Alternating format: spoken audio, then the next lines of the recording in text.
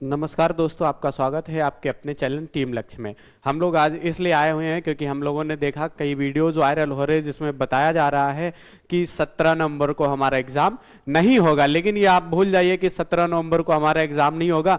मैं गारंटी के साथ कहता हूं कि जो आपका एग्जाम होगा वो कब होगा, 17 नवंबर को ही होगा। कुछ लोग का कहना है कि आज जो हाई कोर्ट में हुआ याचिकाएं दायर हुई थी उस पर जब सुनवाई होती आज हाई कोर्ट में, तो हाई कोर्ट ने रोक लगा दी हमारे पेपर की डेट को।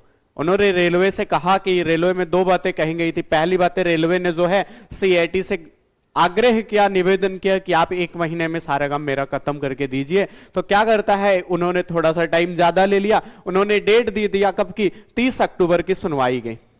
30 अक्टूबर की सुनवाई की डेट दे दिया, लेकिन उसके बीच में ही रेलवे ने डेट जारी कर दिया कि आपका एग्जाम कब से होगा, 17 नवंबर से होगा। कब से होगा, 17 नवंबर से होगा। इसी बात को लेकर जब आज हाई कोर्ट में याचिका दायर हुई थी, उसकी सुनवाई होती है, तो हाई कोर्ट ने रेलवे से पूछा कि आपने प्रक्रिया क्यों शुरू की। जब प्रक्रिया पे रोक लगाई गई थी तो प्रक्रिया आपने क्यों शुरू की।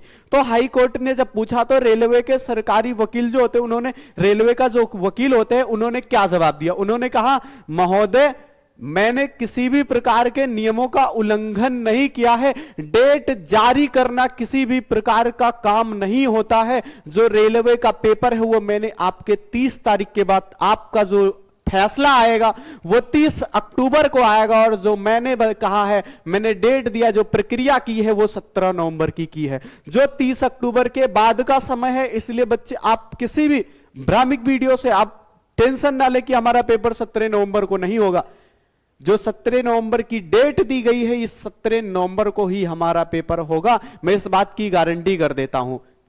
आपको लग रहा होगा 17 नवंबर को नहीं होगा, नहीं, 17 नवंबर को ही होगा, क्योंकि जो रेलवे ने कहा डेट देना किसी भी प्रकार की प्रक्रिया नहीं है। मैं एग्जाम कंडक्ट जो है वो 17 नवंबर को करवाऊंगा।